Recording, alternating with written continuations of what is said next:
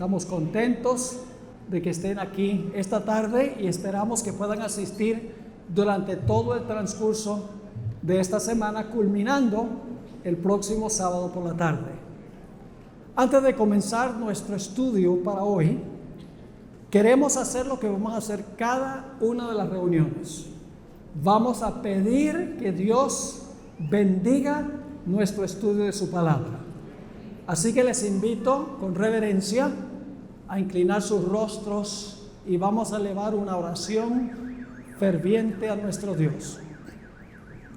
Padre Celestial, estamos comenzando esta tarde esta campaña especial, Profecía de Esperanza. Pedimos, Señor, que tú bendigas la reunión de hoy. Abre mentes y corazones para escuchar tu voz y obedecer esa voz. Te damos gracias por escucharnos y por responder nuestra oración, porque te lo imploramos en el precioso nombre de Cristo nuestro Salvador. Amén. Quiero que nos remontemos en nuestras memorias a un evento que ocurrió más o menos unos 600 años antes de nacer Jesucristo. Es una historia que encontramos en el libro de Daniel, el capítulo 2. Ese será nuestro capítulo de estudio y vamos a procurar conseguir algunas lecciones que sean útiles para nuestro diario caminar con el Señor Jesús.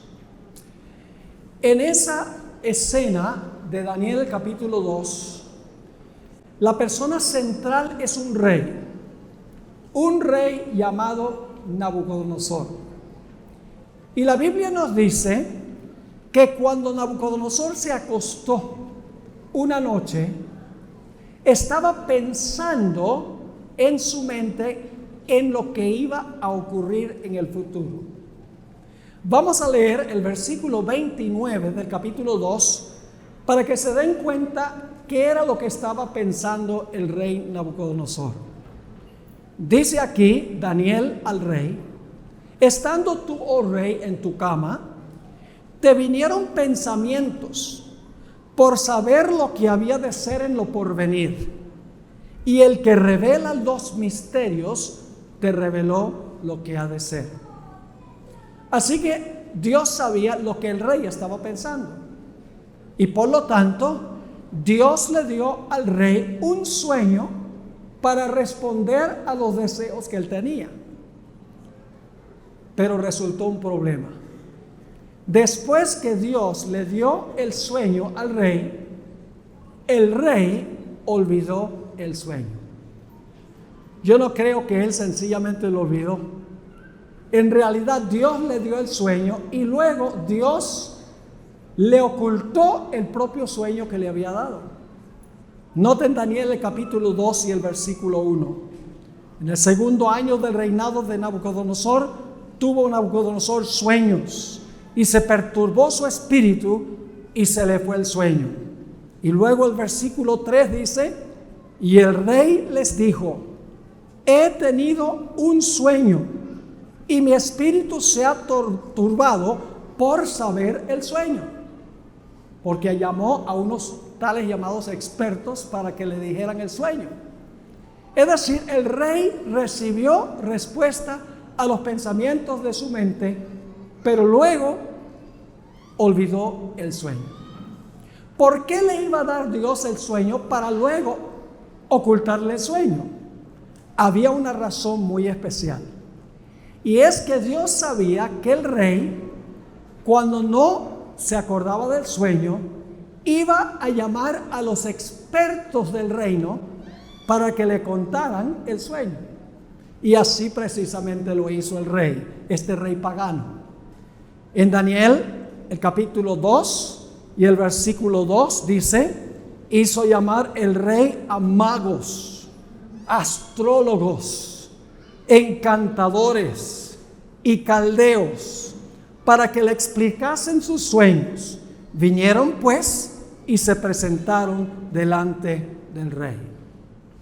Dios sabía que Nabucodonosor iba a llamar a estos tales llamados expertos, los que decían poder leer el futuro en la bola de cristal, o en las estrellas, o en la palma de la mano.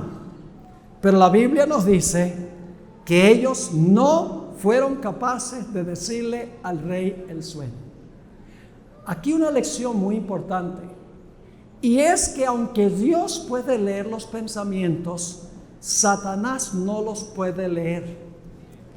Yo me puedo imaginar que Satanás quería revelarle el sueño a los magos, astrólogos y adivinos para que la gente pensara que ellos en realidad eran emisarios de los dioses, pero no fueron capaces de decirle al rey el sueño. Noten el versículo 10 del capítulo 2. Los caldeos respondieron delante del rey y dijeron: no hay hombre sobre la tierra que pueda declarar el asunto del rey. Es decir, en este planeta no había nadie que pudiera decirle el sueño al rey. Y luego dicen algo adicional.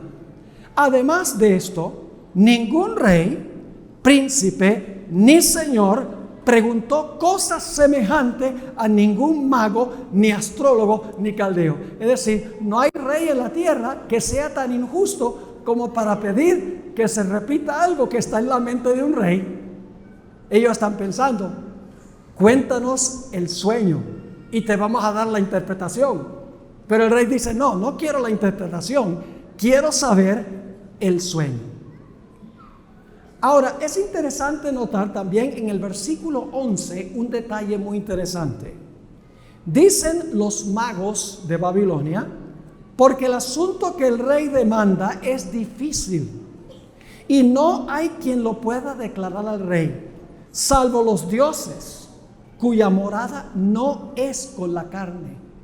Es decir, este secreto que se le revela al rey lo saben los dioses, pero los dioses viven en otra esfera y ellos no tienen ningún deseo de revelar esta información. ¿Cuán diferente es el Dios de la Biblia? Noten palabras claves aquí en el versículo 11. No hay quien lo pueda declarar al rey, salvo los dioses cuya morada no es con carne. Hay un versículo que usa esas mismas tres palabras. Juan 1:14.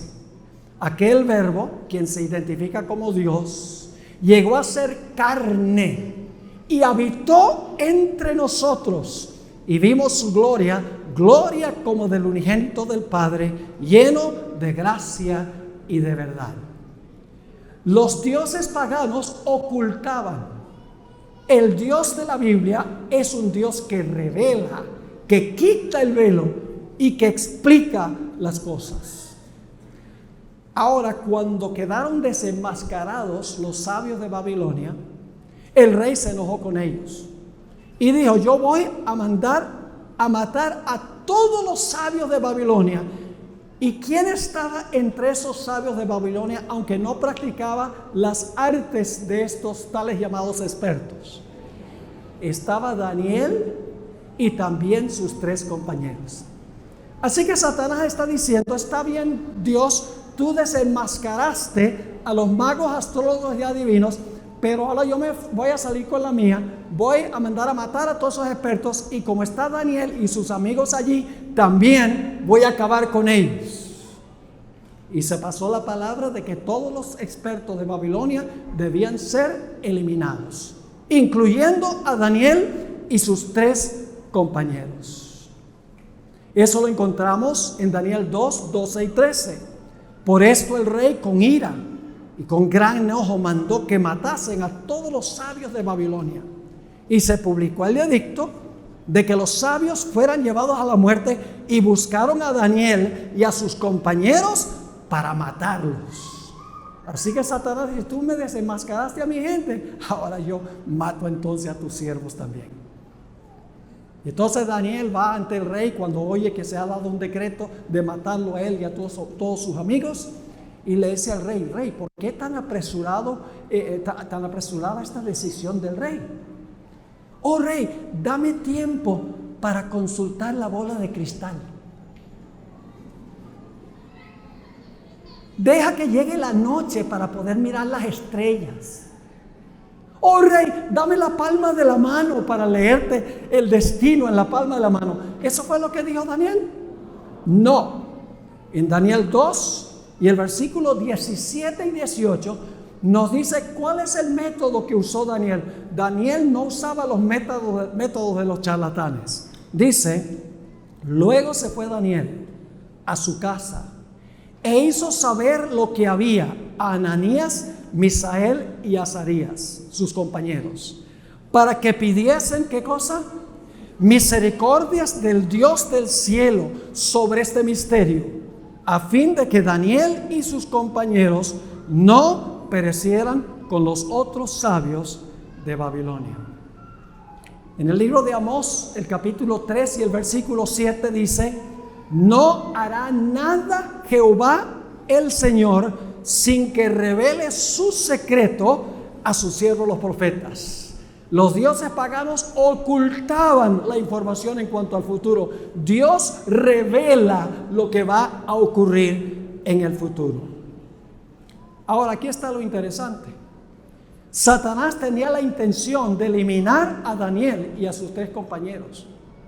Pero en vez de eliminarlos, Daniel pudo decirle al rey el sueño y el significado del sueño, y los jóvenes llegaron a ocupar las posiciones más elevadas en el reino, porque Dios estaba en control. Dice en Daniel el capítulo 2 y el versículo 48 y 49, entonces el rey engrandeció a Daniel y le dio muchos honores y grandes dones, y le hizo gobernador de toda la provincia de Babilonia y jefe supremo de todos los sabios de Babilonia. Y Daniel solicitó al rey y obtuvo que pusiera sobre los negocios de la provincia de Babilonia a Sadrach, Mesach y Abednego, y Daniel estaba en la corte del rey. Por así decirlo, le salió el tiro por la culata a Satanás, porque el que controló toda esta situación fue Dios. Dios sabía lo que el rey estaba pensando, y por lo tanto Dios le dio un sueño para que el rey supiera lo que iba a ocurrir. Luego Dios le hizo olvidar el sueño, con el fin de desenmascarar a estos charlatanes de Babilonia. Luego Satanás dice, así es, entonces yo voy a matar a tus siervos. Dios dice, no, yo le voy a mostrar por la oración a Daniel el sueño, y en vez de ser muertos, ocupan las posiciones administrativas más altas en el reino. ¿Quién está en control de toda esta situación? Dios está en control de toda esta situación. Ahora necesitamos dedicarnos a estudiar el sueño que tuvo el rey y que Daniel le contó al rey. Daniel, el capítulo 2 y el versículo 31, aquí Daniel comparece ante el rey después que Dios le mostró cuál era el sueño y la interpretación del sueño. Y Daniel le dijo lo siguiente, versículo 31.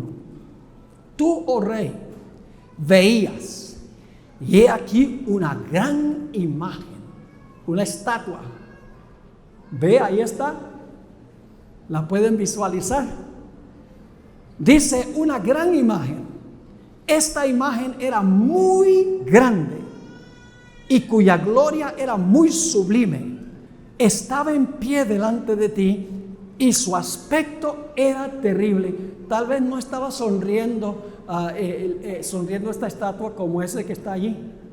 Tal vez tenía una mirada malévola, pero sacudió a Daniel. Cuando se despertó sabía que había soñado algo terrible, pero no lo podía recordar. Y luego Daniel le cuenta el sueño a Nabucodonosor, empezando en el versículo 32.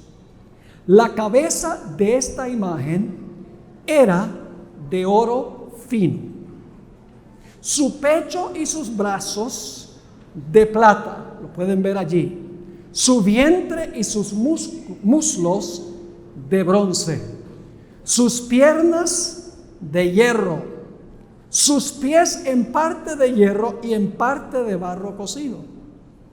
Estabas mirando hasta que una piedra fue cortada, no con mano, E hirió a la imagen en sus pies de hierro y de barro cocido y los desmenuzó.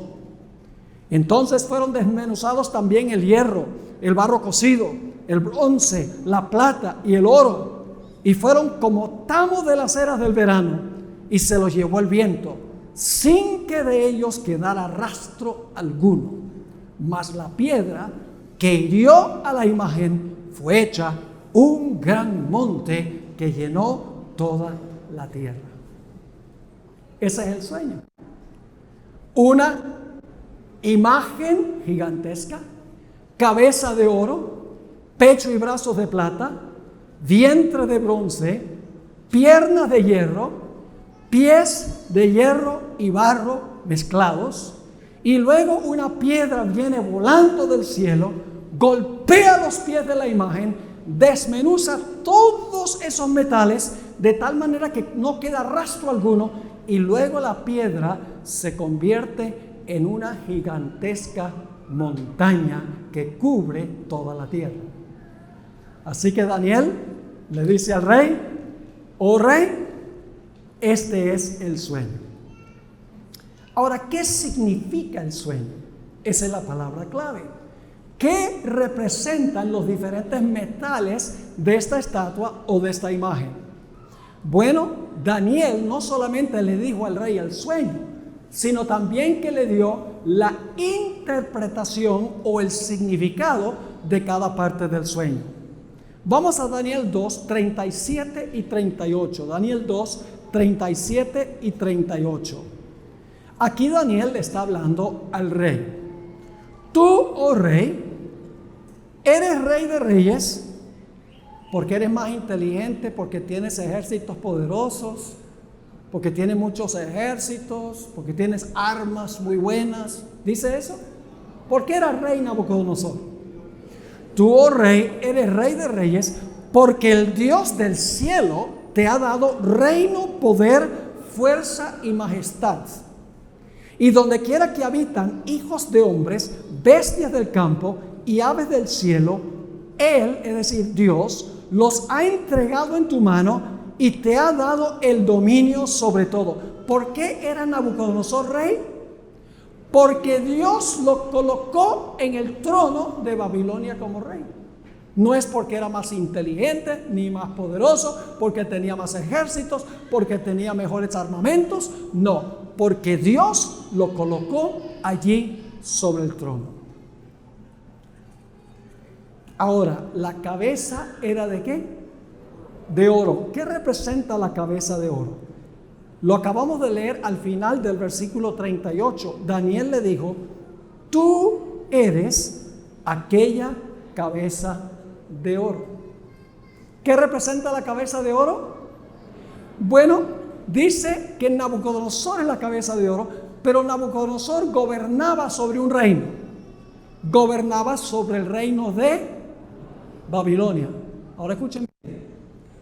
Esta experiencia está ocurriendo más o menos 600 años antes de nacer Jesús. Un dato muy importante. 600 años antes de Cristo está ocurriendo esta historia. Y aquí esta visión o este sueño comienza a cumplirse con el reino que imperaba en los días de Nabucodonosor. Es decir, tenemos un punto de comienzo de la secuencia que encontramos en este sueño que tuvo el rey. Pero después de Babilonia se iba a levantar otro reino. Dice allí en Daniel 2 y el versículo 38: y después de ti se levantará, ¿qué cosa? Otro reino inferior al tuyo. Ahora yo pregunto, ¿cuál fue el reino que se levantó después que cayó el reino de Babilonia? Ni siquiera tenemos que ir a la historia para saber cuál es el siguiente reino. El mismo libro de Daniel nos dice cuál fue el reino que tumbó a Babilonia. Y usted dice, ¿dónde está eso? En Daniel 5, Belsasar, el último rey de Babilonia, estaba celebrando un banquete. Aunque la ciudad estaba sitiada por el imperio de los medos y los persas. Imagínense tener una fiesta mientras que la ciudad está sitiada por el enemigo. Belsasar estaba completamente seguro que la ciudad era inexpugnable. Pero esa misma noche encontramos que Belsasar fue muerto y el reino fue entregado a los medos y a los persas. Es decir, ni siquiera hay que ir a los libros de historia para saber cuál es el segundo reino. El segundo reino es Medo-Persia, pero no termina la cadena allí. Sigue diciendo en el versículo 38, después de ti se levantará otro reino inferior al tuyo, y luego ¿un qué? Un tercer reino de bronce, el cual dominará sobre toda la tierra. Pregunta, ¿cuál fue el reino que conquistó al reino medo-persa? ¿Saben que ni siquiera tenemos que ir a la historia para saber que el siguiente reino es Grecia? Porque en Daniel el capítulo 8 nos dice claramente que el poder que conquistó a Medo-Persia fue Grecia. Es decir, ni siquiera tenemos que ir a los libros de historia para saber cuál es la secuencia de los reinos. Empieza con Nabucodonosor en Babilonia, luego continúa con Medo-Persia, luego el tercer reino es el reino de Grecia. Pero no termina la cadena profética allí. En Daniel 2 y el versículo 40 nos dice que iba a haber un cuarto reino representado por ¿qué? Por las piernas de hierro. Dice en el versículo 40, y el cuarto reino será fuerte como hierro, y como el hierro desmenuza y rompe todas las cosas, desmenuzará y quebrantará todo.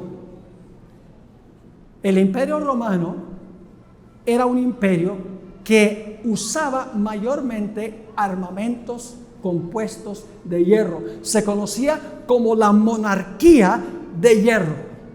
Pisoteaba todo lo que encontraba en su camino. Es decir, el cuarto reino representa el imperio romano. No hay que ir a los libros de la historia para saber que el cuarto reino es Roma. No, claro que no.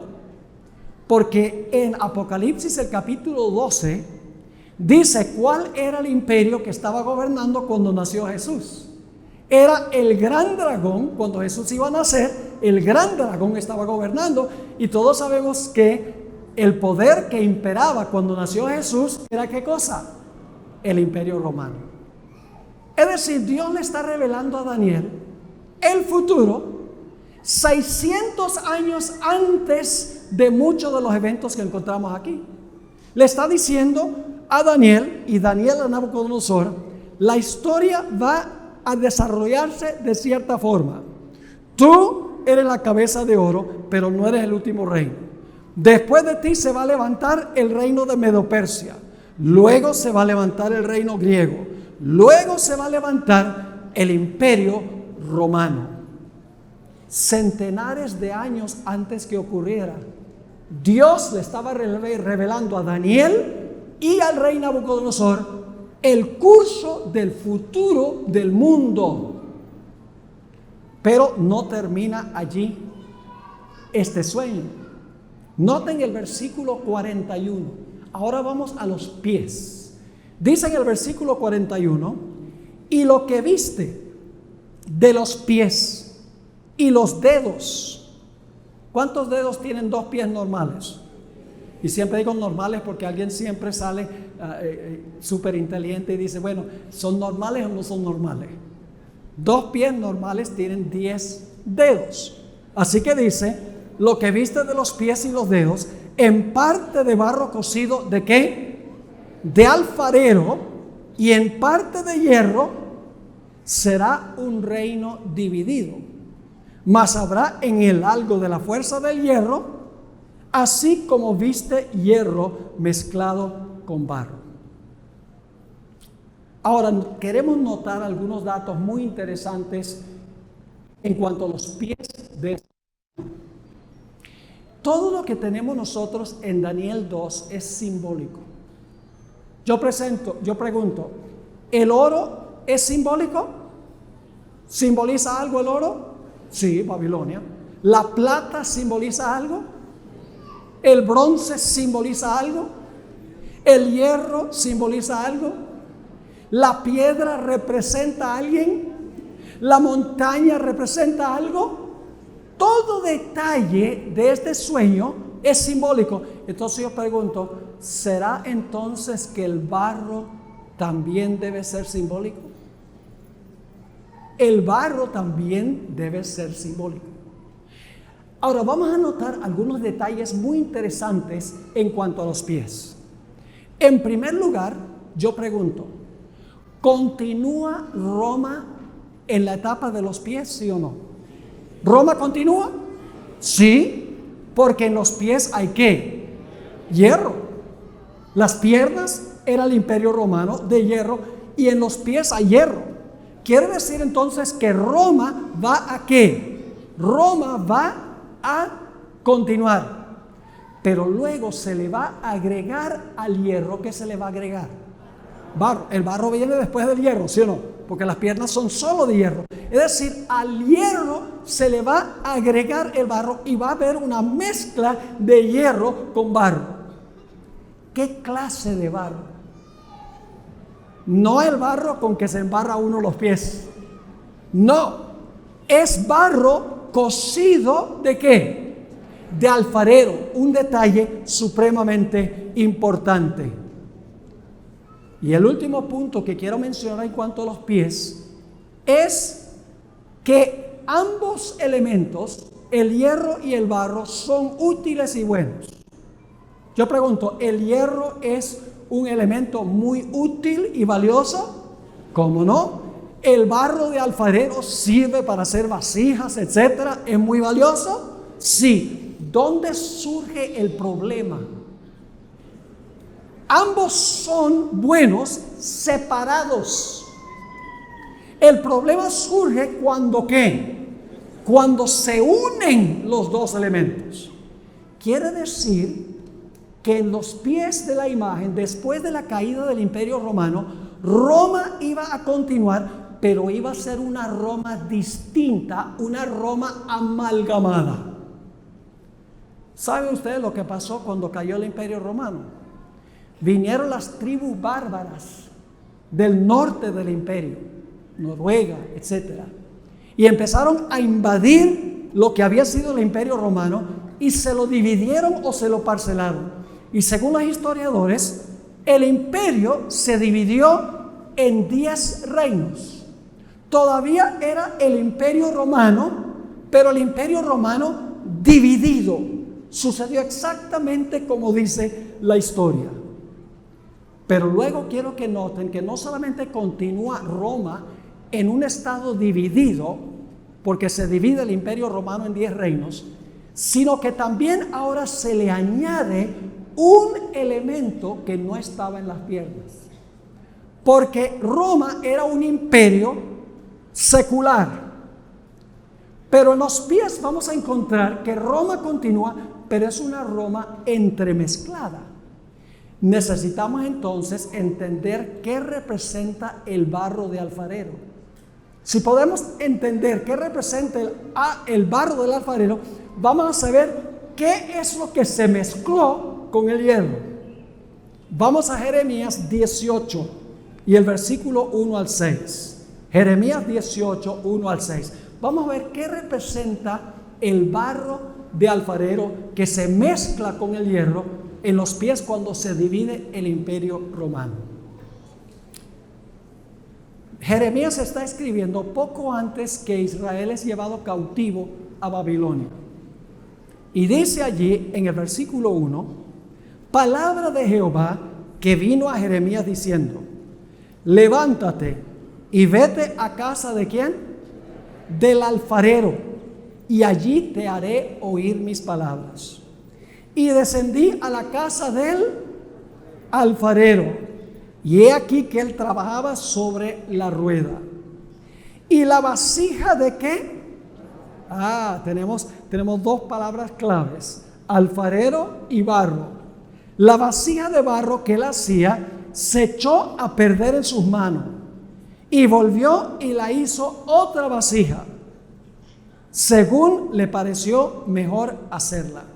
Ahora necesito explicarles qué significa la vasija de barro que hizo y cómo se quebró la vasija. La vasija representaba al pueblo de Israel, la iglesia de Dios, podríamos decir, en el Antiguo Testamento. Dios fue el que formó a Israel, los llamó de Egipto y los llevó a la tierra de Canaán. Él formó, por así decirlo, la vasija de barro. Pero como resultado de la apostasía de Israel, ¿qué pasó con la vasija de barro? Se quebró y el pueblo fue llevado cautivo a Babilonia. Esa es la rotura de la vasija de barro. Vamos a seguir leyendo para que vean. Versículo 5. Entonces vino a mí palabra de Jehová diciendo: ¿no podré yo hacer de vosotros como es este alfarero, oh casa de Israel? He aquí que como el barro en la mano del alfarero, así sois vosotros en mi mano, oh casa de Israel. ¿Qué representa el barro de alfarero? La casa de Israel, que es el pueblo de Dios en el Antiguo Testamento. Podríamos decir que es la iglesia de Dios en el Antiguo Testamento, que debe llevar el mensaje de Dios a todo el mundo. Es decir, el barro de alfarero en este pasaje representa a la iglesia, representa el reino espiritual de Cristo Jesús. Ahora vamos a mirar otra forma de mirar esto. Vamos a Génesis 2 y el versículo 7. Y lo vamos a comparar con Isaías 64 y el versículo 8. Génesis 2:7. Está hablando de la creación de Adán.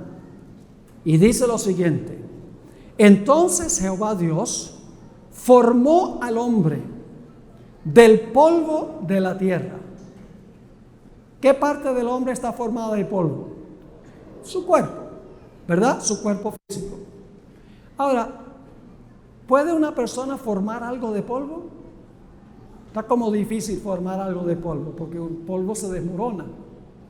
En realidad, Dios usó fue polvo mojado o barro de alfarero. Y usted dice, ¿cómo sabemos eso? Isaías 64 y el versículo 8 nos dice: ahora pues, Jehová, tú eres nuestro Padre, nosotros barro, y tú el que nos formaste. Así que obra de tus manos somos todos nosotros. Así que cuando dice que Dios tomó polvo de la tierra, significa que tomó barro de la tierra y formó el cuerpo del hombre.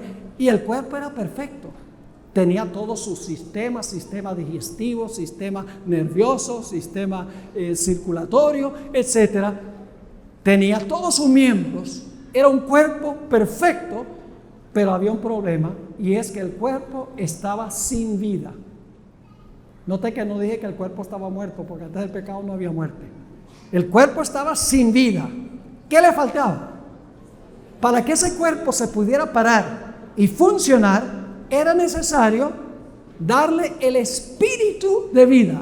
Y por eso dice: entonces Jehová Dios formó al hombre del polvo de la tierra, sopló en su nariz aliento de vida, y fue el hombre un ser viviente. Ahora yo pregunto, cuando Dios le dio el espíritu de vida a ese cuerpo, ¿todos los sistemas comenzaron a funcionar?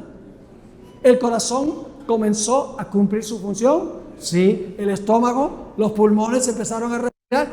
Es decir, cuando el espíritu entró, todo el cuerpo se activó y todos los sistemas y todos los órganos empezaron a funcionar unánimes.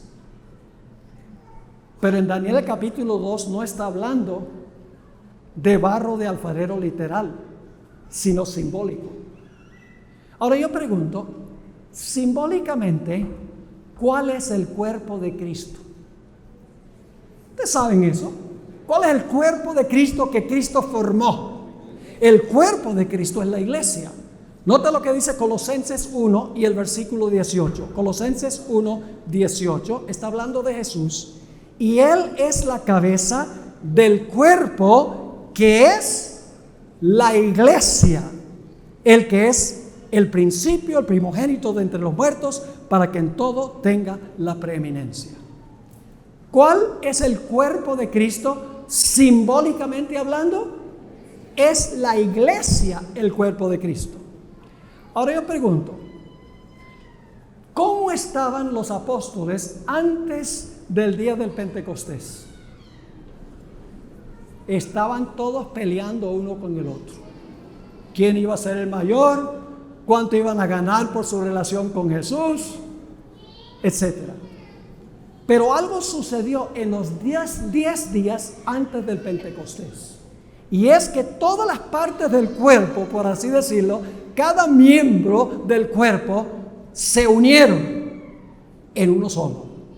Y por eso dice en Hechos 2:1, cuando llegó el día del Pentecostés, estaban todos ¿qué? Unánimes juntos.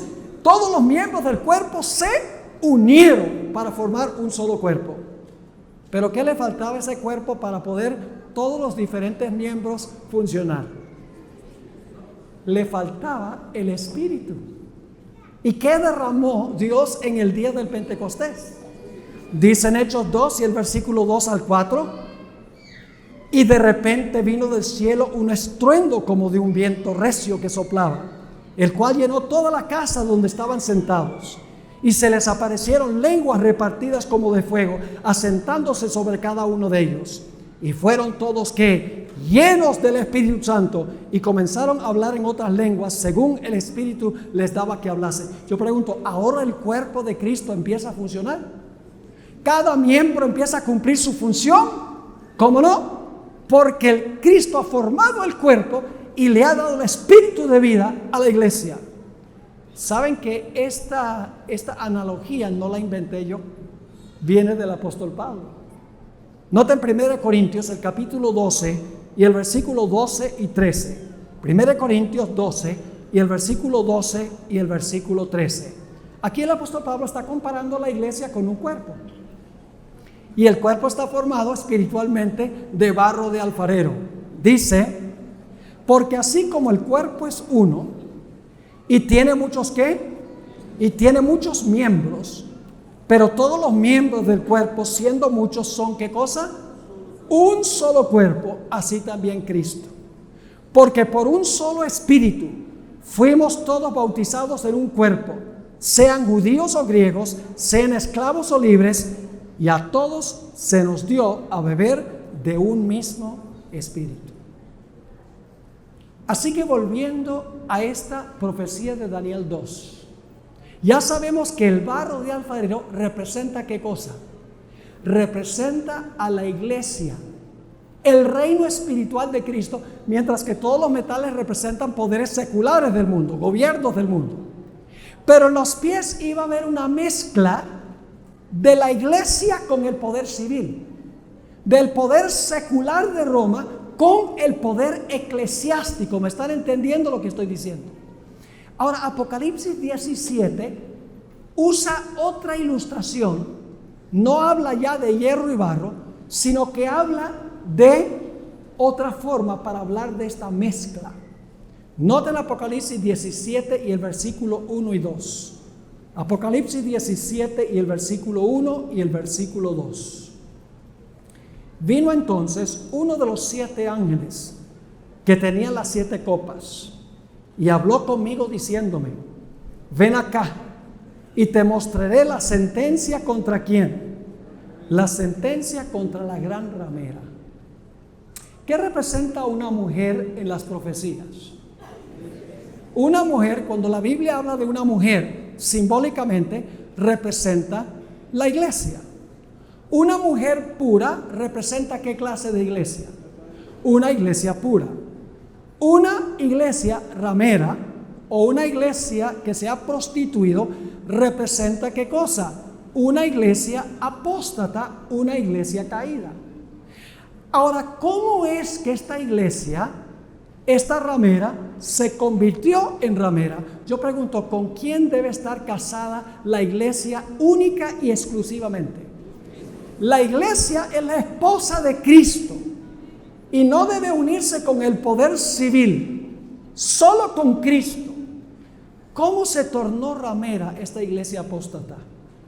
Dice nuevamente en el versículo 1: vino entonces uno de los 7 ángeles que tenía las 7 copas y habló conmigo diciéndome: ven acá y te mostraré la sentencia contra la gran ramera, la que está sentada sobre muchas aguas. Y ahora va a decir cómo se tornó adúltera, con la cual han ¿qué? Fornicado los reyes de la tierra. Es decir, la iglesia se unió con el poder civil. Han fornicado los reyes de la tierra y los moradores de la tierra se han embriagado con el vino de su fornicación. Es decir, la mezcla del hierro con el barro es lo mismo que la mezcla de la iglesia con el poder civil. ¿Cuándo es que la iglesia se torna ramera? Es cuando se entremezcla con el poder civil. ¿Me están entendiendo lo que estoy diciendo? Ahora yo pregunto, después que cayó el Imperio Romano, por más de 1000 años, la iglesia se unió con el poder civil para perseguir a los que no estaban de acuerdo con lo que enseñaba y practicaba la iglesia. Sí, Señor. En las divisiones de Europa, en las naciones de Europa, ocurrió precisamente eso. Es decir, que nosotros hemos visto en este sueño que Dios le dio al rey Nabucodonosor, que Daniel explicó, el curso de la historia hasta el final del tiempo, porque las profecías, y no tenemos tiempo ahora de trazar esto, pero las profecías indican que muy pronto nuevamente se va a unir el poder civil con el poder religioso para violentar las conciencias de los seres humanos. Es decir, todavía estamos en el tiempo de los pies. Pero falta la última etapa de los pies, cuando nuevamente el poder civil se va a unir con el poder religioso y va a haber persecución. Ahora entonces, hemos visto que Dios reveló de antemano todo el curso de la historia. Babilonia, Medo-Persia, Grecia, el Imperio Romano, se divide el Imperio Romano y se une la iglesia con el poder civil. Y eso va a ocurrir hasta el fin del tiempo. Pero ahora viene la buena noticia. ¿Han notado algo interesante? Hoy en día muchos enseñan la teoría de la evolución, que todo se está moviendo hacia una edad de oro. Todo está evolucionando y mejorando. Pero en este sueño pasa algo muy interesante, y es que la historia se está degenerando. Porque el oro es el metal más precioso. Después la plata. Después el bronce. Y después el hierro. Y cuando uno llega a los pies, ni siquiera hay hierro puro. Es decir, la historia no va de mal en mejor, sino de mal en peor. Y si nosotros miramos el mundo hoy, podemos comprobar que las cosas van de mal en peor. ¿Cómo no? Dios lo profetizó miles de años antes que ocurriera. Yo pregunto, ¿Dios conoce el fin desde el principio? ¿Podemos confiar en este libro? ¿Podemos confiar en la palabra de Dios? Ningún ser humano podría haber inventado esto y que se cumpliera al pie de la letra, como dice la Sagrada Escritura. Pero ahora llegamos a la parte más emocionante de nuestro estudio. De repente viene una piedra que golpea los pies de la imagen y desmenuza y destruye todos los reinos. No queda ni un vestigio de ellos. ¿Qué representa la roca o la piedra? Vamos a leer Daniel 2:45 y luego vamos a ir a un texto del Nuevo Testamento. Daniel 2:45 dice: de la manera que viste que del monte fue cortada una piedra, no con mano. En un momento vamos a hablar qué significa eso, no con mano, la cual desmenuzó el hierro, el bronce, el barro, la plata y el oro. El gran Dios ha mostrado al rey lo que ha de acontecer en lo porvenir, y el sueño es verdadero y fiel su interpretación. ¿Qué representa esta piedra? Que al puro final de la historia va a acabar con todos los reinos y va a establecer un reino que nunca caerá, un reino donde hay justicia y paz. Primera de Pedro 2 y el versículo 6 nos identifica a esa piedra. Dice lo siguiente: por lo cual también contiene la Escritura. Esta es una profecía mesiánica. Por lo tanto, también contiene la Escritura: he aquí pongo en Sión, ¿qué cosa? La principal piedra del ángulo. ¿Qué clase de piedra es esta? Escogida, preciosa. Y ahora viene una parte clave. Y el que creyere en él, el que creyere en la piedra, no será ¿qué? No será avergonzado. ¿A quién representa la piedra? La piedra representa a Cristo Jesús. ¿Qué representa el hecho de que la piedra va a golpear los pies de la imagen? Va a destruir todos los reinos para establecer un reino que nunca se corromperá. Representa el hecho de que Cristo Jesús va a hacer eso. Yo quiero decirles algo, mis hermanos y hermanas, apreciadas visitas. Este mundo tiene un solo remedio. Lo que está pasando en este mundo no lo va a arreglar ningún político, no lo va a arreglar ningún teólogo, no lo va a arreglar ningún plan para resolver el problema del cambio climático, no lo va a resolver nadie estableciendo más cárceles y metiendo más presos y poniéndole más candados a las puertas y andando con una pistola para protegernos de los maleantes. Nada de eso va a ocurrir. La Biblia nos dice que el mundo va a ir de mal en peor hasta que finalmente la sociedad se va a desmoronar, y lo estamos viendo delante de nuestros ojos hoy.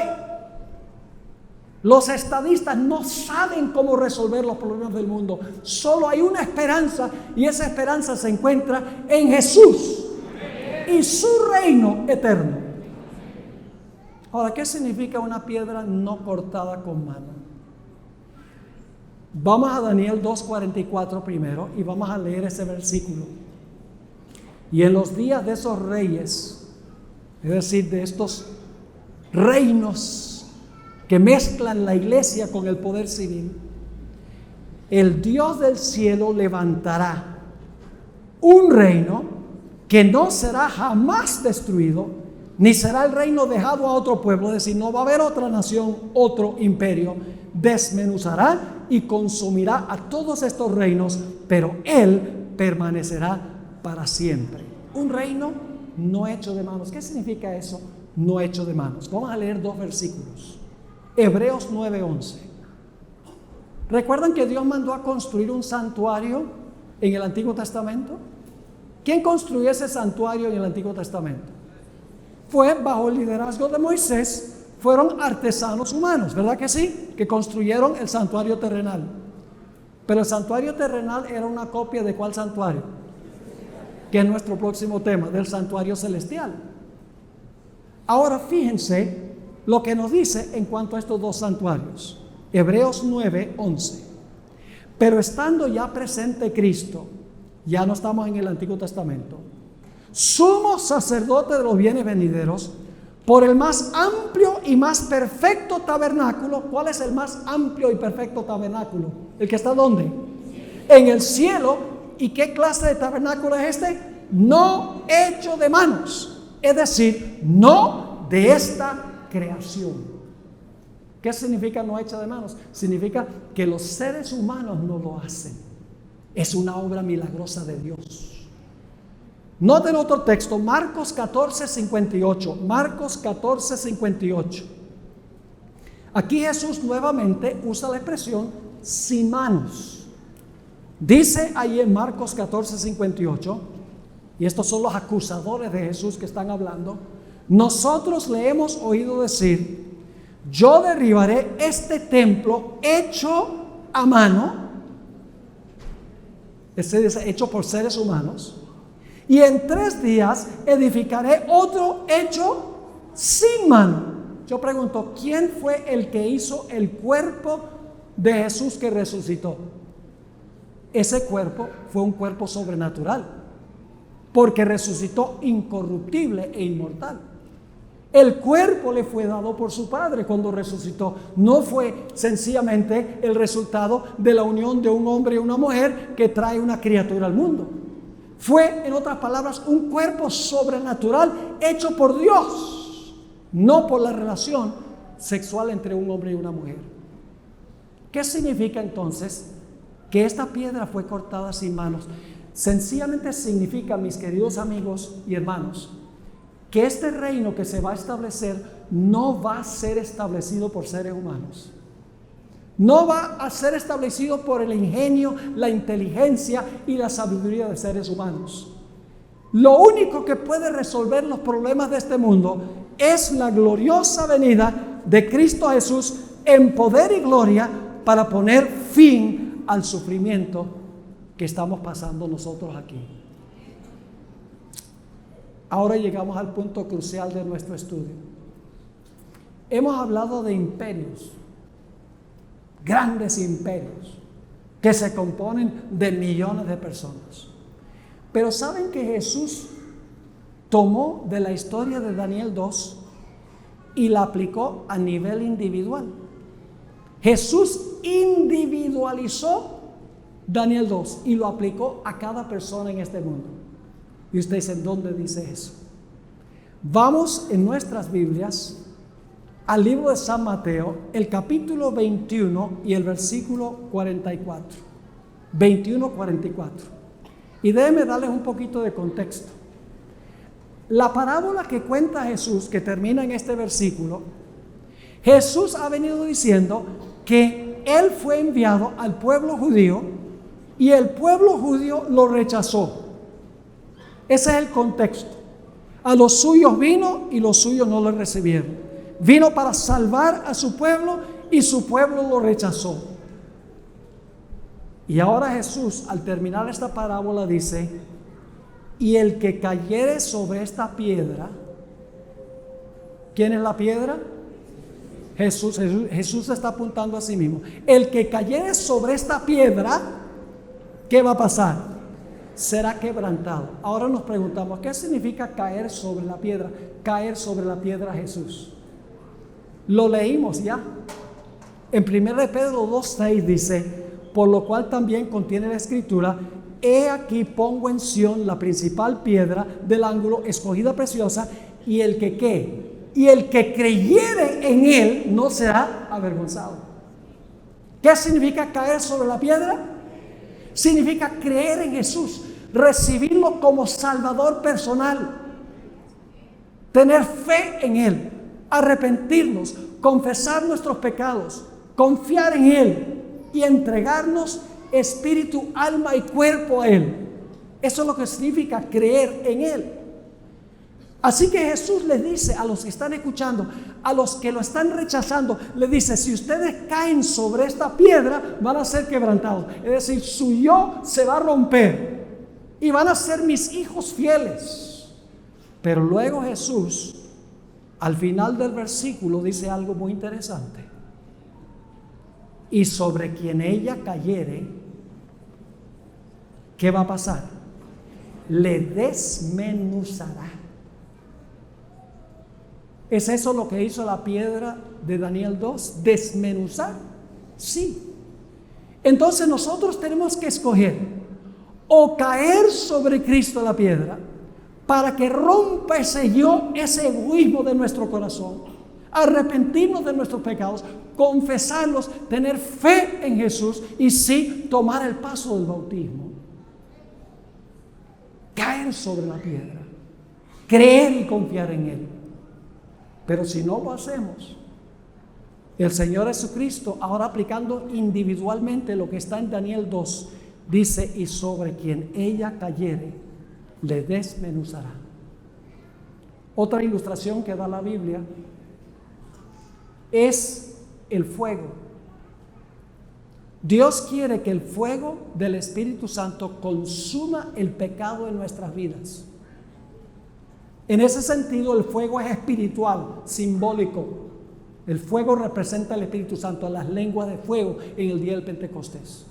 Nosotros podemos escoger permitir que el Espíritu Santo entre a nuestra vida y consuma en nuestra vida el pecado. Pero si no permitimos que el fuego del Espíritu Santo entre a consumir el pecado, finalmente el fuego nos consumirá a nosotros. ¿Están entendiendo lo que estamos estudiando? No podemos hablar solamente de reinos, y bueno, porque eso es muy impersonal, pero Jesús toma este asunto y lo pone a nivel muy personal. Así que mi pregunta es: ¿Has recibido tú a Jesús como tu Salvador personal? ¿Te has arrepentido de tus pecados? Triste por los pecados. ¿Los has confesado de corazón? ¿Has tenido fe en Cristo Jesús como tu Salvador personal? ¿Has permitido que Él venga y rompa ese egoísmo, ese yo en tu vida, en tu corazón? ¿Has tomado tu decisión de seguir plena y completamente al Señor Jesucristo? Esa es la pregunta clave que tenemos que hacernos al haber estudiado esta maravillosa profecía.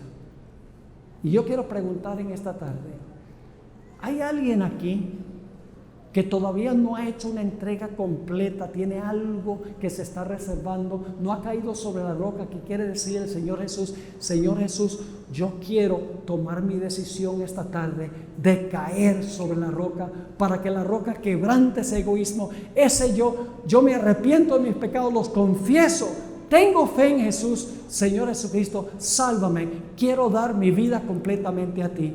¿Tenemos a alguien en esta tarde que quiere decir eso? ¿Quiere levantar la mano? ¿Quiere colocarse de pie? Yo voy a tener una oración por ustedes. ¿Quieren colocarse de pie? Muchos ya hemos entregado nuestra vida a Jesús. Pero si es tu deseo hacer una entrega a Jesús sin reservas, este es el momento de hacerlo. Yo sé que muchas personas durante el transcurso de estos últimos meses han estado estudiando la palabra de Dios, preparándose para ese glorioso momento cuando serán sepultados en las aguas del bautismo. Será una experiencia maravillosa. Vamos a tener varios bautismos durante el transcurso de esta semana, que es el momento cuando enterramos el pasado y resucitamos a una vida completamente nueva.